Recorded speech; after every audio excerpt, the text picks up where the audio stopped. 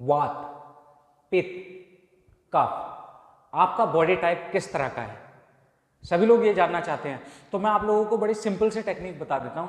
तो देखिए, जो वात डोमिनेटेड बॉडी वाले होते हैं उनका शरीर पतला दुबला होता है, वो कुछ भी खा लें मोटे नहीं होते, तो वो होंगे वात डोमिनेटेड।